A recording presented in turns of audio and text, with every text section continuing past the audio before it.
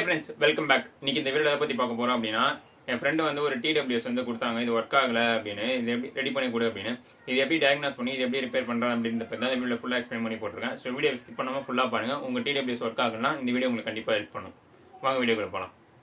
இது பாத்தீங்கன்னா போல்ட்ல இருந்து வந்த ஒரு TWS தான். இதோட மாடல் நம்பர் எனக்கு எக்ஸாக்ட்டா வந்து தெரியல. ஃபர்ஸ்ட் பார்த்தீங்கன்னா இது நம்ம எடுத்தோம் அப்படின்னா எதனா ஒரு இண்டிகேஷன் வந்து வரணும். இந்த கேஸில் வந்து எந்த இண்டிகேஷனுமே வரல. என்னோட கெஸ் படி பார்த்தீங்கன்னா ரொம்ப நாள் சார்ஜ் போடாமல் விட்டுருப்பாங்க. அதனால வந்து சுத்தமாக பேட்டரி வந்து டெட் ஆகிட்டு இருக்கலாம். அதனால் பார்த்தீங்கன்னா ஃபஸ்ட்டு வந்து நான் எடுத்து வந்து பார்க்குறேன். நான் விஷுவலாக பார்க்கும்போது எனக்கு எந்த டேமேஜஸுமே தெரியல, நல்லா தான் இருக்குது. ஸோ நம்ம வந்து நார்மல் ஜென்ரலாக எப்போவுமே வந்து க்ளீனிங் பண்ணுவோம்ல, அதேமாரி க்ளீனிங் பண்ணிகிட்டே வந்து ப்ராசஸ் வந்து ஆரம்பிச்சிருவோம். நீங்கள் இந்தமாரி TWSலாம் வச்சுருக்கீங்க அப்படின்னா இந்தமாரி ஏர்பட்ஸை வச்சு உங்ககிட்ட ஐபி இல்லை அப்படின்னா நீங்கள் ஜஸ்ட் வாட்டர் சின்ன சின்ன ட்ராப்ஸ் வச்சே வந்து க்ளீன் பண்ணலாம். நான் ஆல்ரெடி வந்து ஒரு TWS ரிப்பேர் பண்ணுறது அப்படின்னு ஒரு வீடியோ போட்டிருக்கேன். அதோட லிங்க் நான் ஐகார்டில் தரேன். நீங்கள் வேணால் அதை வந்து செக் பண்ணி பாருங்கள்.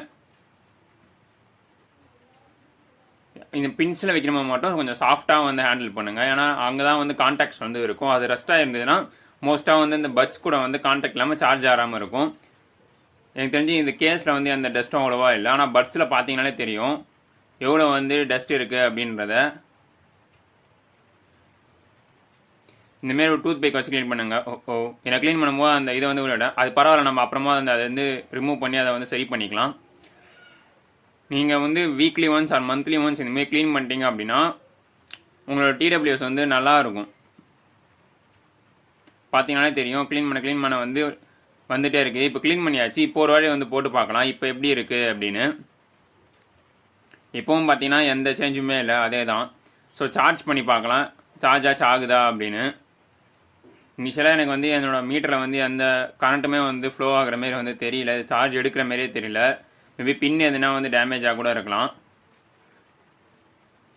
நான் அப்புறமா ட்ரை பண்ணி பார்க்கும்போது பார்த்தீங்கன்னா சார்ஜ் ஆகுது. பின் தான் வந்து லூஸாக இருந்தது. பார்த்தீங்கன்னாலே தெரியும் அரௌண்ட் 20 மில்லியம்ஸ் கிட்டே இருந்து எடுக்குது. சார்ஜ் ஆனதுக்கப்புறம் என்ன ப்ராப்ளம் பார்த்தீங்கன்னா ஒரு சைடு வந்து கேட்கல, ஒரு சைடு தான் வந்து கேட்குது. ஸோ நம்ம அந்த ஒரு சைடு பட்ஸை மட்டும்தான் இன்றைக்கி ரிப்பேர் பண்ண போகிறோம். நான் ரெண்டுத்தையுமே வந்து கனெக்ட் பண்ணி பார்த்துட்டேன். என்னோடய ஃபோனில் வந்து கனெக்ட் ஆகுது. என்னோடய மல்டிமீட்டர் வச்சு நான் இப்போ வந்து இந்த ஒர்க் ஆகாத பட்ஸுக்கும் ஒர்க் ஆகிற பட்ஸுக்கும் எதுனா வந்து வருதுன்னு பார்க்க போகிறேன். ஆக்சுவலாக இங்கே எதுவுமே வராது. ஏன்னா உள்ளே வந்து ரிவர்ஸ் பொலாரிட்டிக்காக ஒரு டயோடு வந்து இருக்கும். அது வந்து எதுவுமே மல்டிமீட்டருக்கு வந்து ரீடிங் வந்து அலோவ் பண்ணாது. இருந்தாலும் ஒரு க்ரூடுக்காக நம்ம வந்து செக் பண்ணி பார்ப்போம். இருந்துச்சுன்னா இங்கேயே வந்து ஒர்க் ஈஸியாக முடிஞ்சிடும் அப்படின்றதுனால இதை வந்து இப்போ ரிமூவ் தான் பண்ணி ஆகணுன்றதால கேர்ஃபுல்லாக வந்து ரிமூவ் பண்ணுங்கள். நைஃப்ஸ்லாம் யூஸ் பண்ணால் கேர்ஃபுல்லாக ரிமூவ் பண்ணுங்கள். என்ன மாரி வந்து பண்ணிடாதீங்க. ஏன் என்னவே பண்ணேன்னா நான் ஓப்பன் பண்ணும்போது பார்த்தீங்கன்னா அதை உடச்சிட்டேன். அது வந்து இப்படியே வந்து பிரேக் ஆகிடுச்சு. இதை வந்து நம்ம அப்புறமா தான் சரி பண்ணணும். பரவாயில்ல, உள்ளே இருக்க போர்டு எடுத்து நம்ம வந்து ஃபஸ்ட்டு அந்த டேரெக்டாக பவர் பண்ண முடியுதா அப்படின்னு வந்து பார்ப்போம். எடுக்கிறதுமே வந்து ரொம்ப டைட்டாக வந்து பிடிச்சிட்டு இருந்தது. கடைசியில் பார்த்தீங்க அப்படின்னா நான் ஃபோர்ஸ் யூஸ் பண்ணி தான் எடுக்க வேண்டியதாக போச்சு. என்ன ட்ரிக் அப்படின்னா அந்த பிளாஸ்டிக் சைடில் ப்ரெஸ் பண்ணிங்க அப்படின்னா கொஞ்சம் லூஸ் ஆகும். அப்போ நீங்கள் புல் பண்ணணும். நீங்கள் இதை கேர்ஃபுல்லாக வாட்ச் பண்ணலாம் தெரியும். 5 வோல்ட் அண்ட் கிரவுண்ட் வந்து ஒரு 2 பேட் வந்து இருக்குது. நம்ம என்ன பண்ண போகிறோம் அப்படின்னா அதில் டேரெக்டாக வந்து ஒயரை வந்து சால்ட்ரு பண்ணிவிட்டு என்னோடய RPSல வந்து கனெக்ட் பண்ணி சார்ஜ் பண்ண போகிறோம். அப்படியாவது இது ஒர்க் ஆகுதா அப்படின்னு செக் பண்ண வேண்டியதான். பார்த்தீங்கன்னா தெரியும் என்னோடய RPSல வந்து அரௌண்ட் நான் 5 வோல்ட்டை வந்து செட் பண்ணிக்கிறேன். ஏன்னா நம்மளோட நாமினல் இதோட வோல்டேஜஸ்லாம் பார்த்தீங்கன்னா 5 வோல்ட் கிட்ட தான் இருக்கும். ஸோ 5 வோல்ட் வந்து செட் பண்ணிவிட்டு பொலாரிட்டியை வந்து கனெக்ட் பண்ணுறேன். ப்ளீஸ் உங்களுக்கு இதில் நாலேஜ் இல்லைனா நீங்களாம் அதை ட்ரை பண்ணாதீங்க. நீங்கள் பக்கத்தில் இருக்க ரிப்பேர் ஷாப்லேயே கொடுங்க. நாலேஜ் இல்லாமல் ட்ரை பண்ணிங்கன்னா இருக்கிறதும் ஃபுல்லாக டேமேஜ் ஆகிடும். அதுக்காக தான் வந்து சொல்கிறேன்.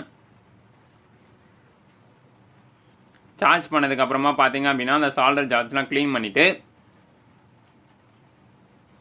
நம்ம வந்து இதை வந்து ஃபிட் பண்ணணும். இது எப்படி ஃபிட் பண்ணலாம் நான் பிளான் பண்ணியிருக்கேன்னா அந்த கான்டாக்ட்லேருந்தே அப்படியே சால்ட்ரிங்கை வச்சு இது வந்து ஜாயின் பண்ணலாம் அப்படின்ற மாதிரி தான் நான் பிளான் பண்ணியிருக்கேன். அதுதான் இப்போ வந்து பண்ணிக்கிட்டு இருக்கேன். ஆனால் அது வந்து அந்தளவு பர்ஃபெக்டாக வந்து போகலை. திருப்பி ப்ரெஸ் பண்ணும்போது பார்த்தீங்கன்னா ஈஸியாக வந்து பிரேக் ஆகிடுச்சு. இதுக்கு வந்து பார்த்தீங்க அப்படின்னா நம்ம வந்து வேறு டெக்னிக் தான் வந்து பண்ணணும். நான் வேறு ஒரு டெக்னிக் பண்ணி ஒயர் வந்து சின்னதாக சால்ட்ரிங் வச்சு ப்ரெஸ் பண்ணிட்டேன். உள்ளே அப்படி டைட் ஃபிட்டாக இருக்கட்டும் அப்படின்னு. நீங்கள் பண்ணிங்கன்னா இதெல்லாம் வந்து கேர்ஃபுல்லாக வந்து எடுங்க. இப்போ பார்த்தீங்கன்னா என்னோட கேஸ் உள்ள போகும்போதே தெரியும். அது வந்து கொஞ்சம் டைட்டாக தான் போகும். ஏன்னா அதை வந்து நான் கொஞ்சம் டேமேஜ் பண்ணிட்டேன் அந்த பிளாஸ்டிக் பீஸை. பரவாயில்ல, என் ஃப்ரெண்டு தானே, அவங்ககிட்ட வந்து நம்ம சொல்லிக்கலாம். அண்ட் இப்போ வந்து இதை சார்ஜ் பண்ணுறேன். பார்த்தீங்கன்னா சார்ஜ் ஆகுது. ஸோ இது கொஞ்ச நேரம் வந்து சார்ஜ் ஆகட்டும்.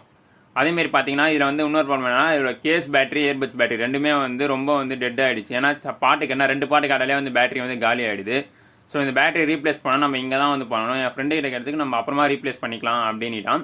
நீங்கள் ஸ்டார்டிங்கில் டூத் பிக் வச்சுக்கும்போது ஒரு ஷீட் உள்ளே போச்சுல, அதுவும் இந்த ஸ்பீக்கர் பின்னாடி தான் இருக்கும். அதை நான் வந்து மாற்றிட்டேன். இந்த பேட்டரி ரீப்ளேஸ்மெண்ட் பண்ணுற வீடியோ வேணால் கேளுங்க, கீழே வந்து கமெண்ட் பண்ணுங்கள். நான் வந்து அதை ரீப்ளேஸ் பண்ணுறப்போ வீடியோ கேப்சர் பண்ணி போடுறேன்.